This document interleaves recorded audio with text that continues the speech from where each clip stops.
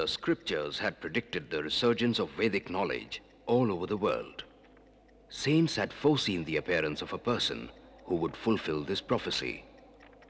The darkness of ignorance would not last for long, for the sun was destined to rise.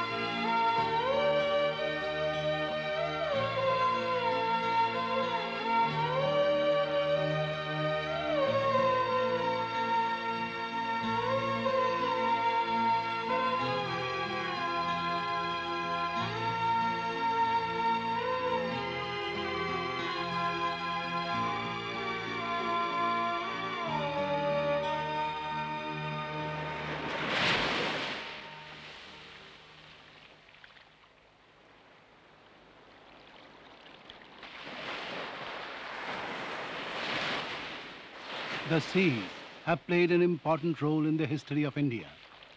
They have been India's contact with foreign lands. It was by sea that ancient traders came, attracted by India's richness and beauty. And it was by sea that the British had arrived and conquered the country. It was in this enslaved India that I was born on September 1, 1896 in Calcutta, the capital of the country. Europeans and Indians lived separately, although in business and education they intermingled. While remaining loyal to the British Crown, Indians followed their traditional religion and culture. Our house at 151 Harrison Road was situated in North Calcutta. My father, Gaur Mohan De, was a cloth merchant by profession. He was very pious, a devotee of Lord Krishna. He named me Abhay Charan. Mother was 30 when I was born. She was chaste and pious, dedicated to caring for her husband and children. I saw my parents live together peacefully. No marital conflict or dissatisfaction ever threatened home.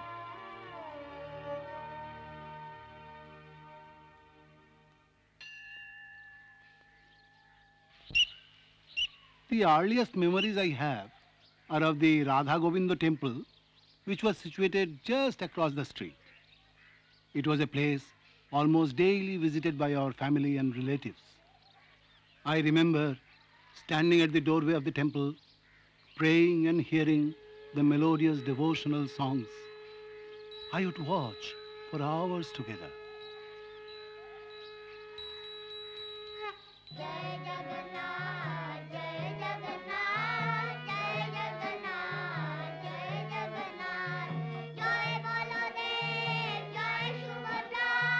I was very fascinated by the famous Festival of Chariots of Jagannath Puri, which attracted thousands of people from all over India.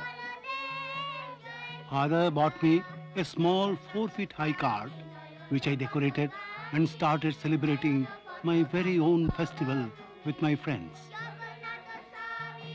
Like the celebrations in Puri, my festival too ran for 8 consecutive days. Family members and neighbors also joined in the procession. Although everything I did was imitation, My devotion was genuine, and each successive year brought a new festival which I observed with the same enthusiasm.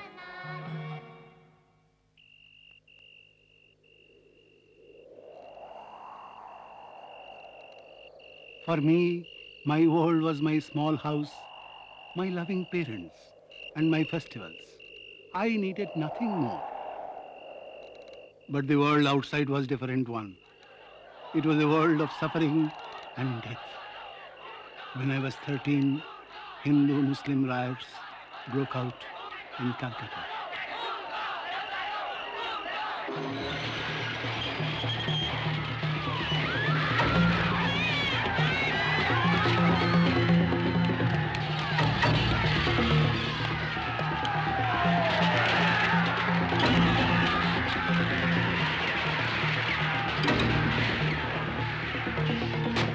The harsh reality of life continued to confront me.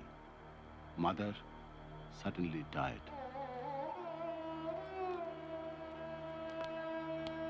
Her death was an abrupt lowering of the curtain, ending my tender childhood. I was deeply affected. Father gave me solace.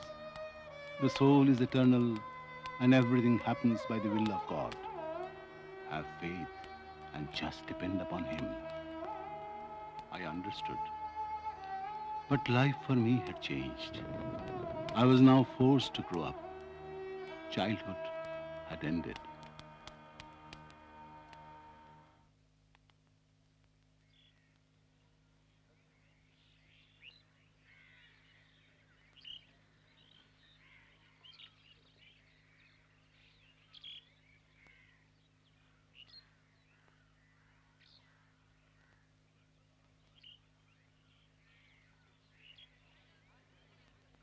Life in college was demanding. No longer was I free to spend hours at the Radha Govinda temple. That had been a childhood luxury. Now I spend my days within the compound of the Scottish Churches College, studying Western logic, chemistry, or psychology. The atmosphere in college was academic, but the events taking place in the country had their influence. India was passing through a critical period.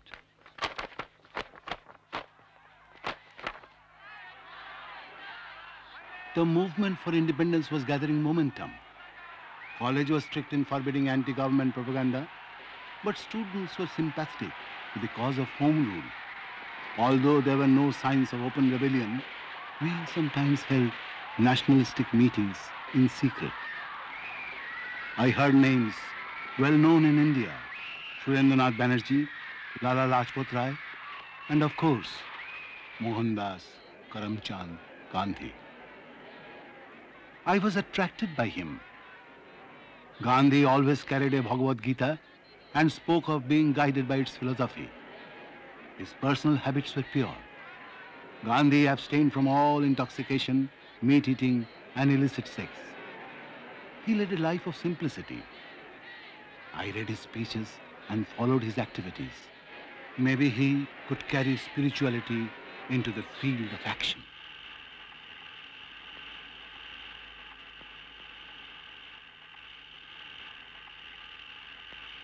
Gandhi called for complete non-cooperation, boycott of everything British, commodities, courts, military honors, schools and colleges. I responded to his call by rejecting my college degree. I put aside my mill-manufactured clothes and took to wearing hand-spun khadi. This was not a clothing fad. It was a political statement. It meant I was Gandhian.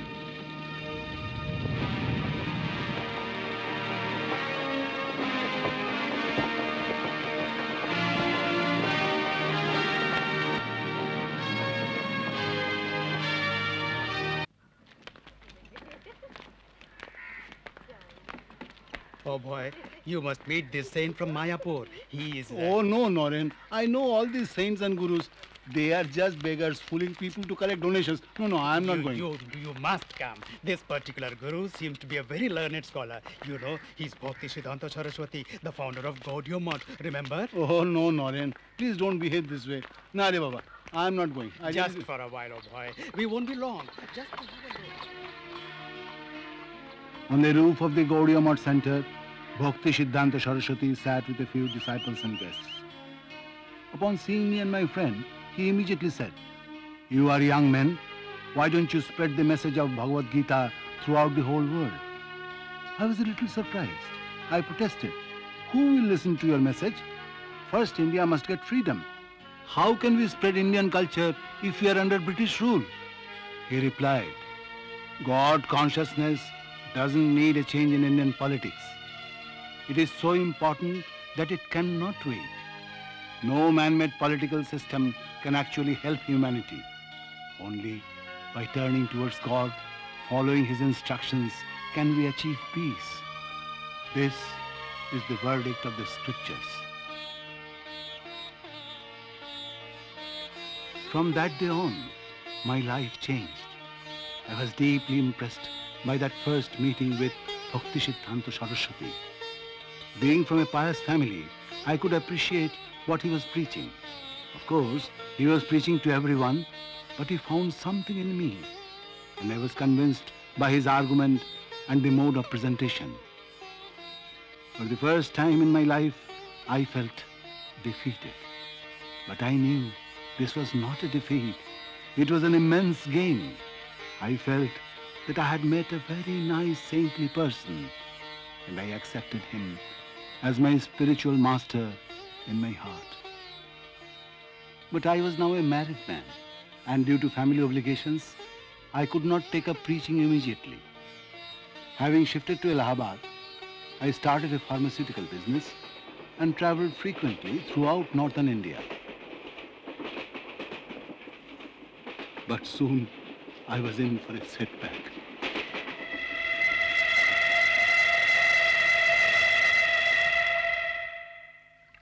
Father passed away. I felt his loss immensely. He was my dearmost protector and friend. After mother's death, my dependence on him had increased, and he had fulfilled his responsibility perfectly, never giving me a chance to complain. For me, he was the embodiment of love and affection, an ideal father who had been careful to raise me as a God-conscious person. He had always desired the best for me, and I knew I could rely upon him. That well-wisher was now gone.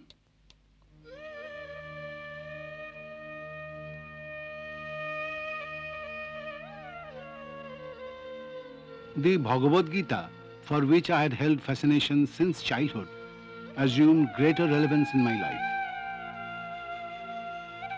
Considered to be the essence of Vedic knowledge, the Gita, with remarkable clarity, reveals to us the nature of the absolute truth. The truth, which is the cause of all causes, the supreme personality of Godhead. I was deeply impressed by the path of unconditional, selfless, pure devotion to God propagated by the Gita. Even though there exist different paths of attaining the truth, all processes culminate in devotion and depend on it for success. Other processes purify a person from material contamination, elevate him to the spiritual platform, but only devotion can reveal the truth in totality.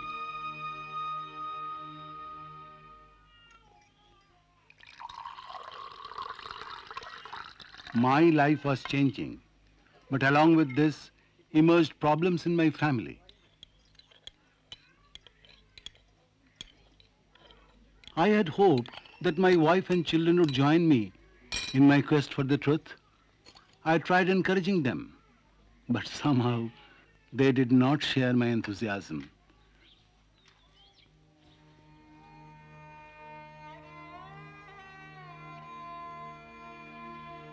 Probably it was the sense of insecurity that forced them to take a negative stance. I could understand them. I never felt offended nor did I blame them for it. I just hoped that they would realize the importance of what I was trying to do.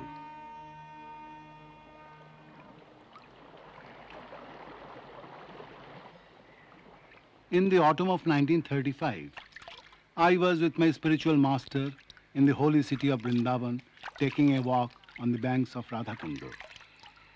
There had been quarreling amongst some of Bhakti Siddhanta's leading disciples, and this distressed him. If they were fighting now, what would they do after he had passed away? Deeply concerned, he told me, one day there will be fire in the Gaudiya Math, which will spread and destroy. I felt the urgency with which he spoke, and then he directly instructed me. I had a desire to print books. If you ever get money, print books. I never asked my spiritual master any question except one. How can I serve you? In the winter of 1936, I received a letter from him in which he once again repeated the same instruction I had received during our very first meeting. He asked me to preach Vedic knowledge all over the world. I took this letter as a confirmation. Now there was no doubt about the purpose of my life. This was the first instruction I had received from him, and ironically, the last one too. 2 weeks later, Bhakti Siddhanta Saraswati passed away.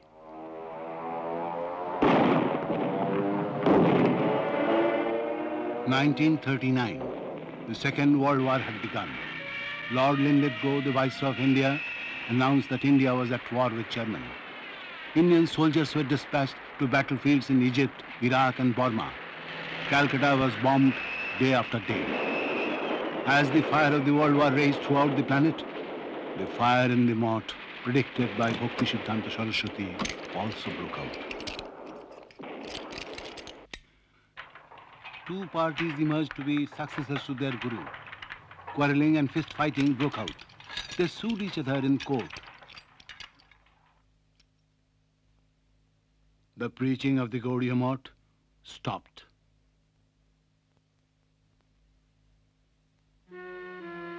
Even though I was not involved in the faction fighting, I was deeply affected.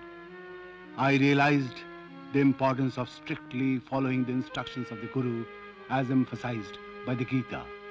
Any deviation or loss of faith could lead to failure. In the midst of these calamities, I felt more than ever the need to spread Krishna consciousness. I had something to say to the world. When a man forgets that he is the son of Godhead and identifies himself with the body, he is like a man who is ever concerned with the automobile's mechanism, yet with no knowledge of the driver. The world's political leaders are expressing their disgust at their people's suffering and scarcity. After 4 years of fighting, costing millions of lives, the Second World War is still scourging the earth. Although the end is in sight, leaders have expressed not so much happiness and hope as weariness and uncertainty. Even if this war ended, would there be yet another war? Had man not yet grasped the vital lesson of how to live in peace? Without spiritual knowledge, there cannot be a solution to war. India, guided by God, can lead the world back to sanity. Being impressed by my humble endeavors, my God brothers awarded me the title Bhakti Vedanta. I accepted it with a feeling of responsibility. I knew I had to live up to it. One night, I had an unusual dream. My spiritual master appeared to me beckoning. Abhay, leave home, give up business, renounce the world, take sannyas. I woke up in an intensely emotional state. My spiritual master was giving me a specific instruction, but I could not give up my family immediately. Besides, my business was running successfully. I needed to earn money, not just for supporting my family, but also for preaching. Still, I remained shaken by the dream. 1947. Like millions of others, I was also affected by the violent dawn of Indian independence. The freedom movement, which was started with the aim of uniting India, had ended in partition. Riots flared up throughout the country. One party was Hindu, the other Muslim. They fought and many died. And after death, no one could understand who was Hindu, who was Muslim. They simply had to be cleared from the road. I was not expecting independence to bring any solutions. Unless the people of the country were God conscious, what change would there be?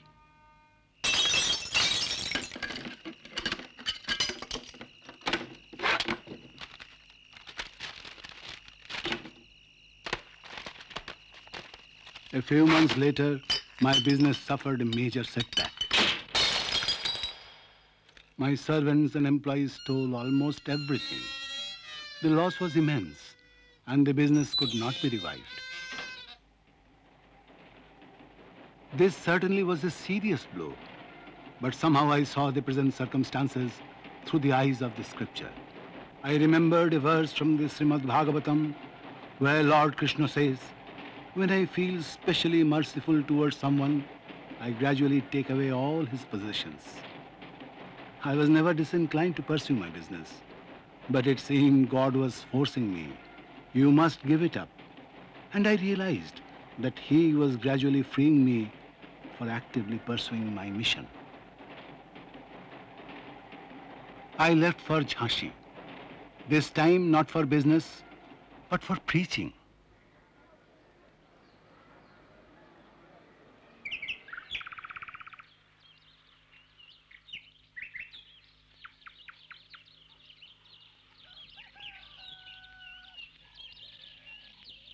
During a morning walk with one of my acquaintances, I spotted the Bharati Bhavan, an old temple complex. I was interested and decided to have a closer look. Across one of the sides of the stone temple, I saw a Sanskrit inscription, Hare Ramo, Ramo Ramo, Hare Hare. This was a part of the Mahamantra propagated by Chaitanya Mahaprabhu, and spreading his teachings was the aim of my life.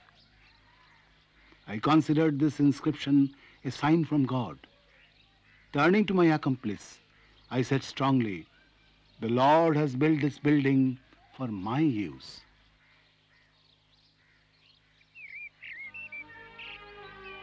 The Bharati Bhavan was built in 1939 as a memorial to a wealthy landowner, but was not in use for a few years.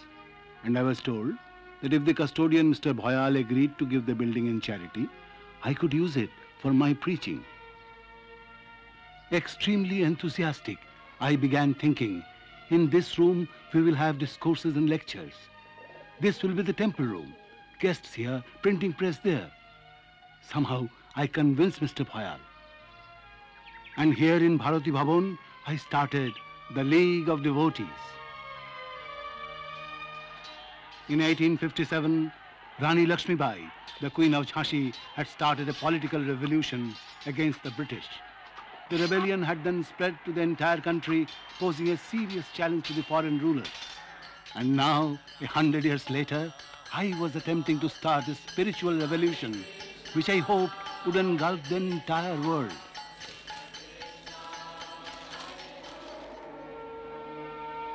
But soon, problems followed. Earlier, Mr. Bhoyal had offered the Bharati Bhavan in charity to the League of Devotees, but when I approached him for a deed of gift, he asked me to pay 5,000 rupees and buy it. All of a sudden, the generous gift had turned into a purchase offer. There was no way in which I could raise this money in Jhansi. So, I decided to go to Calcutta.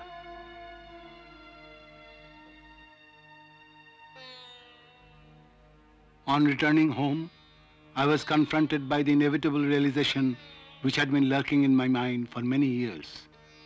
I was 58 and it was time for me to retire from family life. This is recommended by the Vedic scriptures. A person is advised to detach himself from his family in the later stages and dedicate himself completely in the service of God. Besides, over the years, I had drifted apart from my family. One day, a serious incident took place. My wife took my copy of the Bhagavatam to the market and exchanged it for biscuits. When I returned home and looked for the book, she told me what happened. I was shocked. A wave of absolute resolution passed over me. I decided to leave home. My relationship with my family, anyway, was a dead one. There was no point in continuing.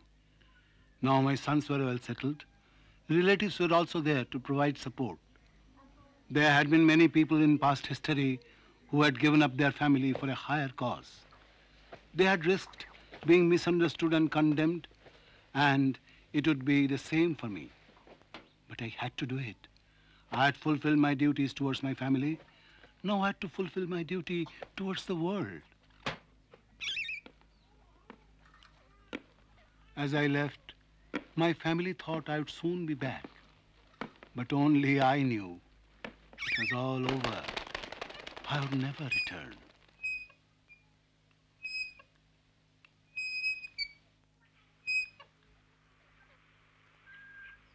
Upon my return to Jhansi, I met with competition for possession of the Bharati Bhavan. The wife of the governor decided to take over the building for organizing a women's society. I tried to resist, but I was driven out. Just like the rebellion of 1857 had failed, my attempt of establishing a spiritual movement had also ended unsuccessfully. For this cause, I had left my family, and now having been thrown out of there, I had nowhere to go.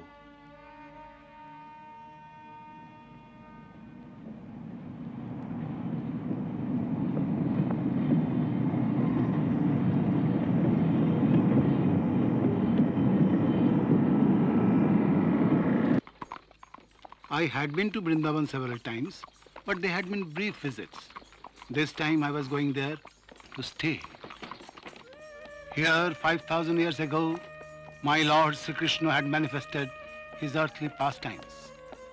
This was the most sacred place for all Hindus. To live and die in Vrindavan guaranteed liberation from material sufferings and an eternal existence in the spiritual world.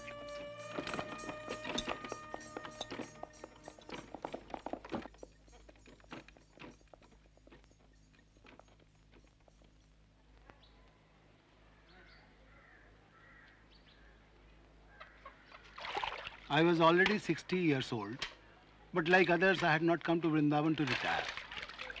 Rather, I had come because it was the ideal place to gain spiritual strength.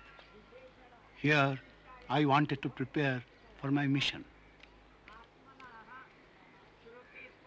On September 17, 1959, at Keshavji Gaudiya Math, I accepted the renounced order of life, Sannyas. Now I was A.C. Bhaktivedanta Swami.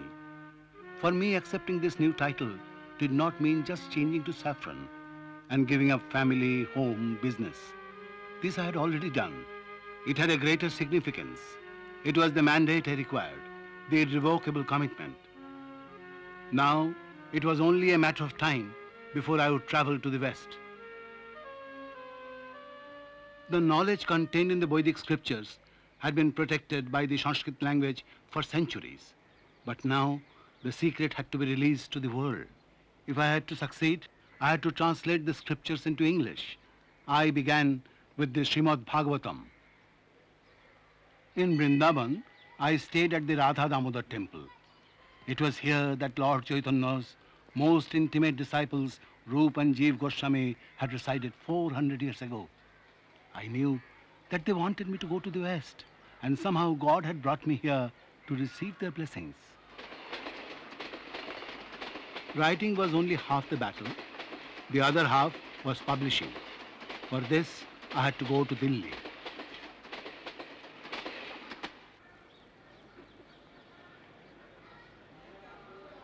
In the heart of Chipiwada, near Jama Masjid, was the narrow entrance of a Radha Krishna temple. On the second floor was a room given to me by a well-wisher, Krishna Pandit. This was my office in Delhi.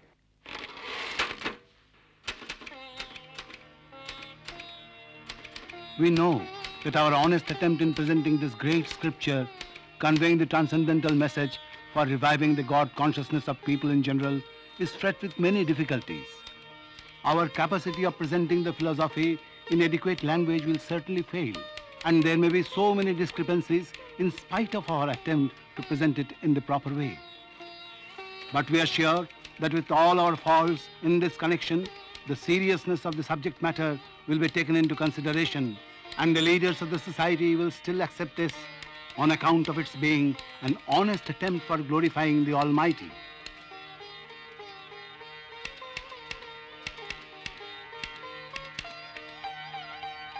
The first volume of the Srimad Bhagavatam was ready. The message of God awaited its readers.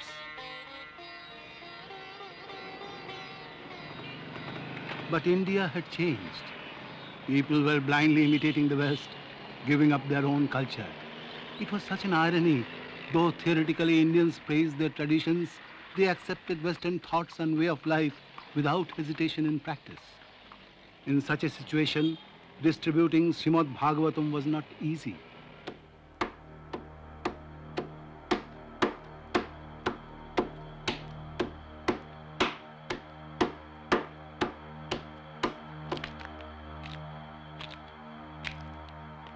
I walked through the dusty roads of Delhi in the intense heat. Sometimes this was difficult to bear.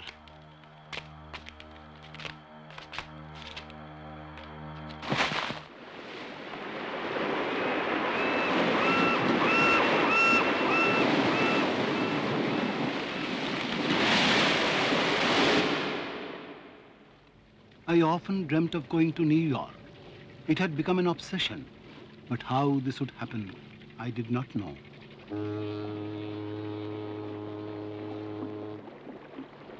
In July 1964, I was in Bombay. The aim of my coming here was to raise funds for my printing. I had visited Bombay earlier, during the days of my business. I was fairly successful then, young and well respected. But now I had come as an old renunciant, alone and poor. I attempted to arrange a meeting with Shumati Morarji, the chairman of the Scindia Steam Navigation Company, as I had heard that she helped saints and religious people. But her officers didn't allow me in. Frustrated, I waited for over 5 hours at the entrance and finally managed to catch her attention.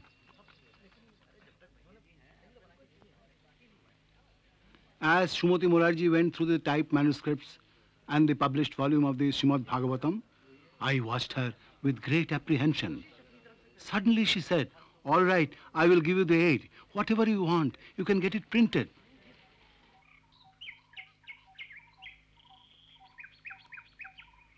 Shumati Morarji appreciated my ideals. She herself was a very pious lady, much interested in Vedic philosophy. She requested me to read Srimad Bhagavatam to her. Every evening, we'd sit together in her garden.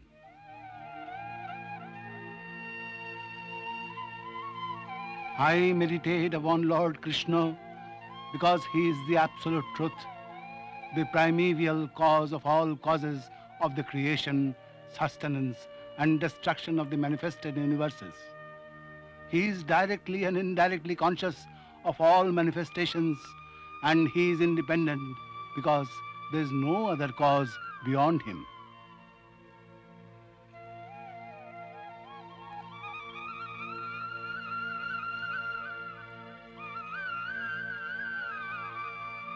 One day, I was in for a pleasant surprise. The Ministry of External Affairs informed me that my no objection certificate for going to the United States was ready.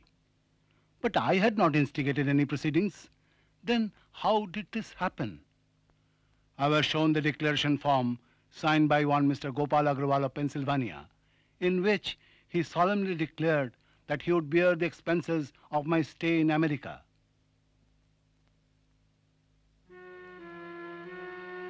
I then recollected. About 3 months ago, I had met a businessman and had mentioned to him in passing that I wanted to go to America to preach. The businessman had volunteered that he would ask his son Gopal to sponsor my visit. And now it had happened. I could not believe my eyes. No, Swamiji. I cannot give you a free ticket on my steamship. You are too old. And I doubt whether you will be able to accomplish anything. You must help me, Mrs. Morarji. Now I have a sponsor. It is a real chance to fulfill the mission of my life. You know what my secretaries think? They say you are going there to die. That is nonsense. You will see, Mrs. Morarji. I will be successful.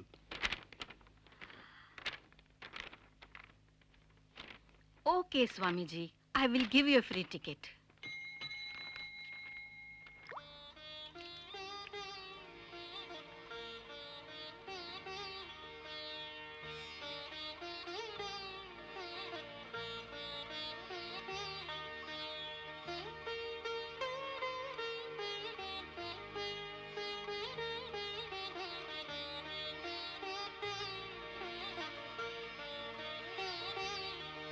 The day before my departure from Calcutta, I traveled to Mayapur to visit the Samadhi of Bhakti Siddhanta Saraswati. I recollected our first meeting. 43 years had passed since then. All along, I had struggled to fulfill his instructions. At last, I had got a chance, and I prayed for his blessings.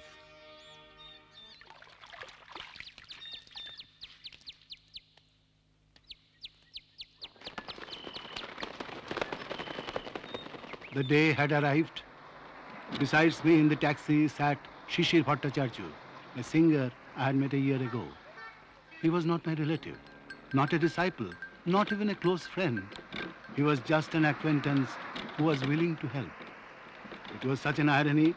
In my native city, Calcutta, where I was born and brought up, where I lived for the greater part of my life, today I had no one even to see me off.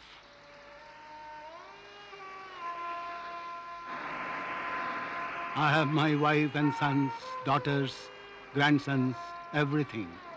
But I have no money, so they are a fruitless glory. Where have my loving father and mother gone? And where are all my elders who were my own folk? Who will give me news of them? Tell me who.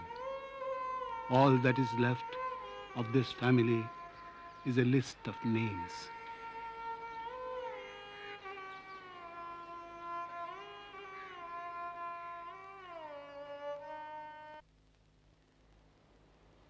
Old and physically weak, I was leaving on an almost impossible mission. I realized that I was going to an unknown and probably an unwelcoming country. To be poor and unknown in India was one thing. Even in these days of degradation, when Indians, influenced by the West, were giving up their culture, it was still India. It was still the remains of Vedic civilization. Here I had been able to see millionaires, governors, the Prime Minister, simply by showing up at their doors and waiting. A saint in India was respected. The Bhagavad Gita was respected. But in America, it would be different. There had been no one, a lone foreigner.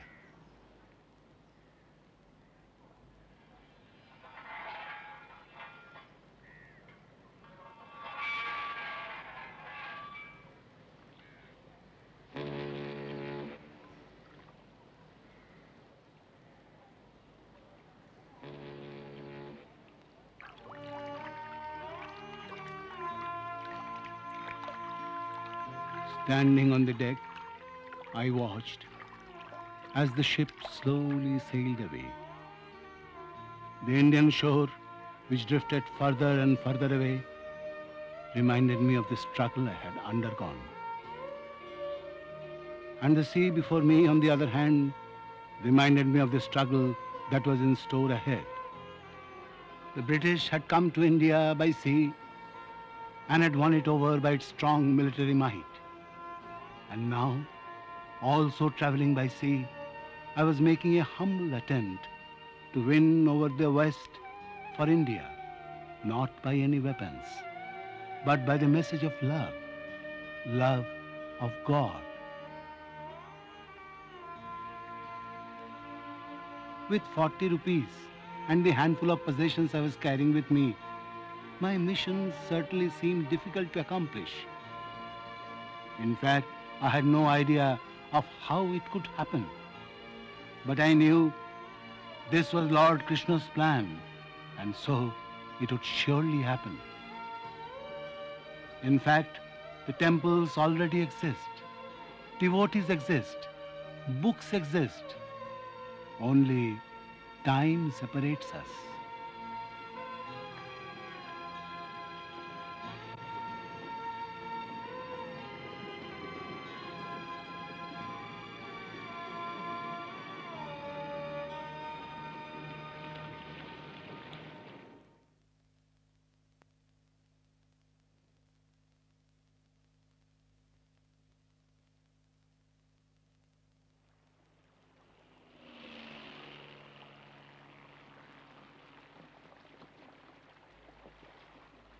After a 37-day-long journey, during which he suffered 2 heart attacks, Prabhupada finally reached America. Having stayed briefly in Pennsylvania, he moved on to New York, where in July 1966, Prabhupada established the International Society for Krishna Consciousness. The rest is history.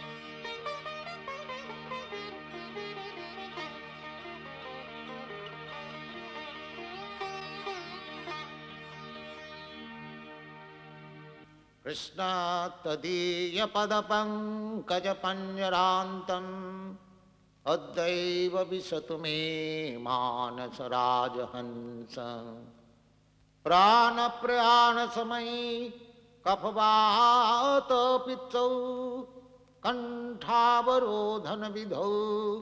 स्मरणं कुतस्ते कृष्ण तदीयपदपङ्कजपञ्जनान्तम् अद्यैव विशतु मे मानरश्च राजहंस प्राणप्रयाण समये कफवातपित्तौ कण्ठावरोधनविधौ स्मरणं कुतस्ते कृष्ण तदीयपदपङ्कजपञ्जरान्तम् अद्यैव विशतु मे मानसराजहंस प्राणप्रयाणसमये कफवातपित्तौ कण्ठावरोधनविधौ स्मरणं कुतस्ते।